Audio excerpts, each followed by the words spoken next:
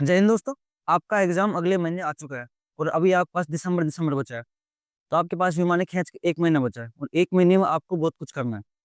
मैं आपसे कुछ टिप्स शेयर करना चाहता हूँ जो आपके लिए कुछ कारगर सिद्ध हो सकती है। बिल्कुल दोस्तों, ये कि ये इस वक्त हर अभ्यर्थी के मन में एक चीज चल रही होगी, शंका, डर और तनाव का माहौल।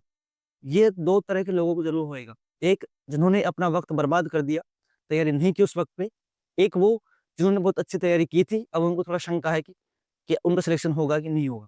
तो जो दूसरी कैटेगरी के लोग हैं दोस्तों, उनके लिए डर स्वाभाविक सी बात है, होना है और होता ही है। हम इंसान है तो ये चीजें होना स्वाभाविक सी बात होती है। लेकिन जिन्होंने तैयारी नहीं की, अपना वक्त गवा दिया, उनके लिए कोई ऑप्शन नहीं है। आराम से बैठो, आप अगली भर्ती की तैयारी करो बस। फिर भी अगर आप कुछ करना चाहते हैं तो इस 1 महीने में जितना आपने पढ़ा अब तक उसको कवर करना बस हमें को। दूसरी बात दोस्तों, कि आपको कुछ भी नया कंटेंट पढ़ने से बचना पड़ेगा इस वक्त पर।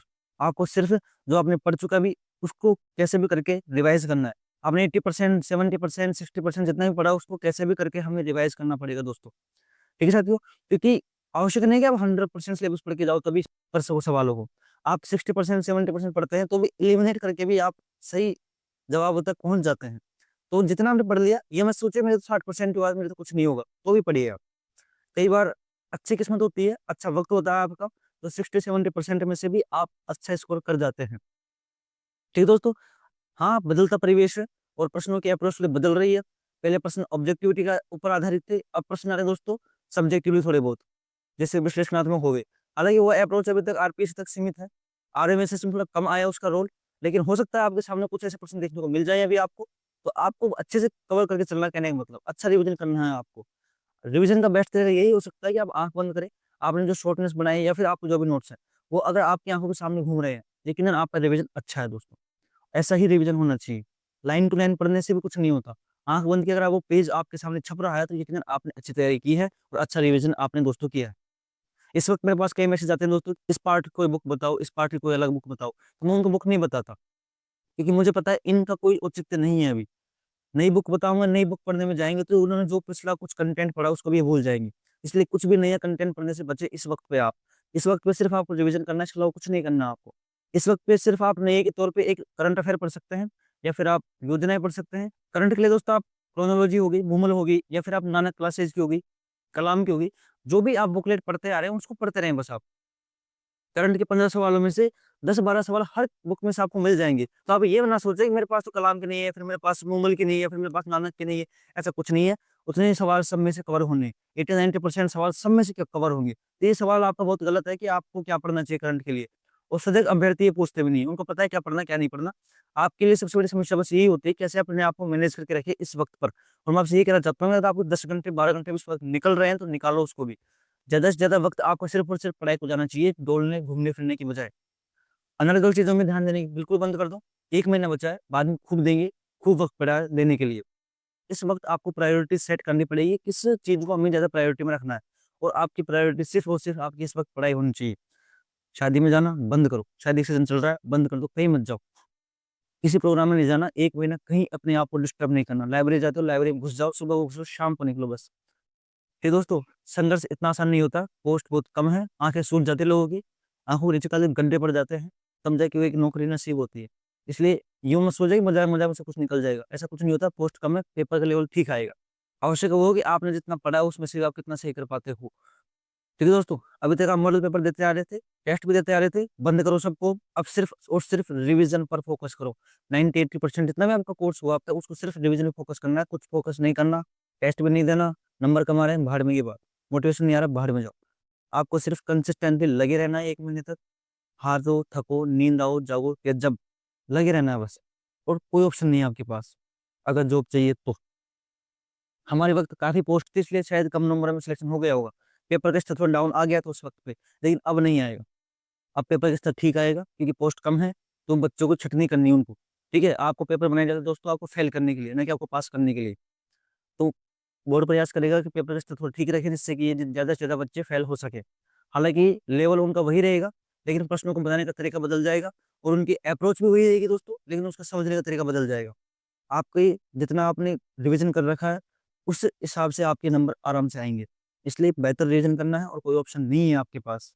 ठीक है दोस्तों, पारिवारिक समस्याएँ चल रही होंगी अभी, बहुत से लोगों के बहुत कुछ कांड हो रहे होंगे अभी घर में भी, वो सब परिस्थितियाँ दोस्तों आपके सामने लाई जाती है शायद ईश्वर के द्वारा कि ये कितना मजबूत है, कितना कुछ कर सकता है, उसको दिखाने च आवश्यक होती है।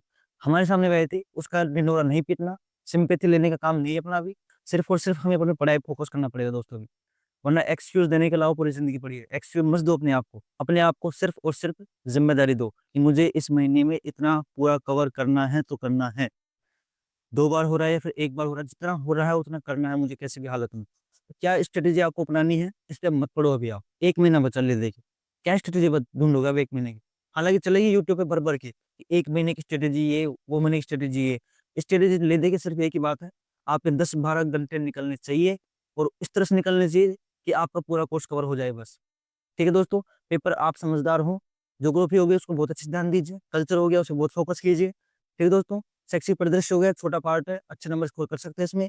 साइकोलॉजी हो गई, उस पे कवर कीजिए, शिक्षण विधियाँ हो गई और आपके सब्जेक्ट हो गया।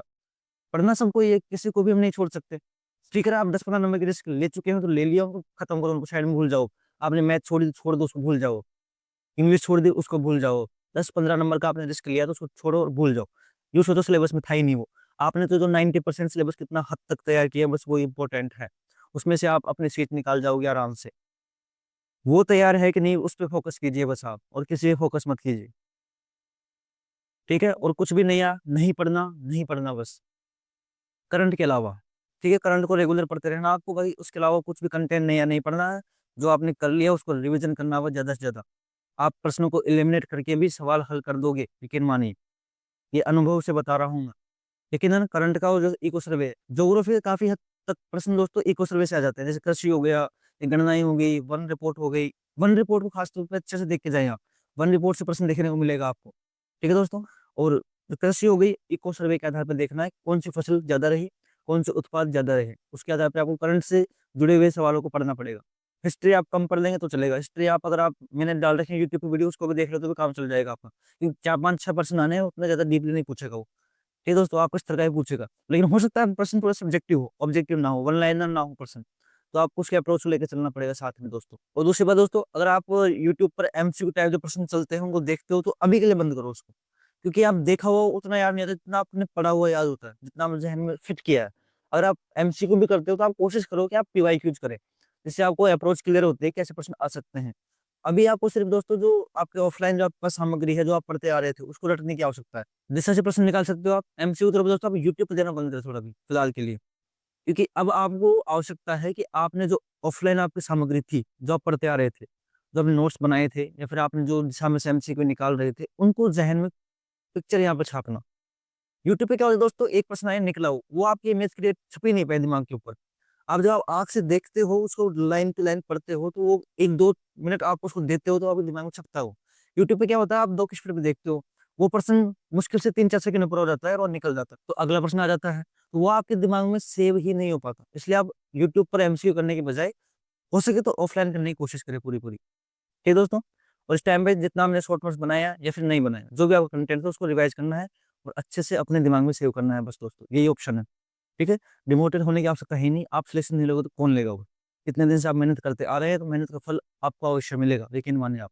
बस लगे रहना, कंसिस्टेंटली लगे रहना दोस्तों। 1 महीना है, 1 महीने में आपको किसी चीज़ के बारे में नहीं सोचना। आपके घर की कितनी भी बुरी स्थिति हो, ये सोच लो कि अगर ये जॉब लग गई तो सभी स्थितियाँ सुधर जाएँगी। टेंशन लेके बैठे रहोगे तो स्थिति बिगड़ेगी, सुधरेगी नहीं। इसलिए सभी तरह के तनाव हो, आपके किसी के साथ झगड़े चल रहे हों, क्लेश चल रहे हों, हो सकता है आपके पड़ोसियों को परेशान कर रहे हों, कुछ भी तमाम चीज़ें होगी। अभी के लिए आँख बंद करके घोड़े की तरह, जैसे घोड़े के आँखों के दोनों तरफ लगाई जाती है पट्टियाँ, जिससे कि इधर-उधर ना देख सके वो, कंसंट्रेट हो सके। इसी तरह आपको भी सब तरह से ध्यान हटाना है और सिर्फ़ अपनी तैयारी पे कंसंट्रेट होना है दोस्तों। फिर देखिए आपका रिज़ल्ट कितना बेहतरीन आएगा, बहुत सुकून देगा वो रिज़ल्ट और आपकी मेहनत आपको कितना सुकून देगी बाद में एक पीडीएफ में जब आपको रोल नंबर आएँगे तो आपको उस वक़्त पता लगेगा दोस्तों। ना मैं कोई स्ट्रैटेजी डालूँगा, क्योंकि मैं एक अभ्यर्थी हूँ और अभ्यर्थी के लिए क्या सही हो सकता है वो बता रहा हूँ आपको सिर्फ़। फिर भी आपको स्ट्रैटेजियाँ देखनी है तो आप देखते रहो, यूट्यूब भरा पड़ा है, सबको अपनी दुकान चलानी है इस वक़्त पे। ठीक है दोस्तों, जय हिंद, जय भारत।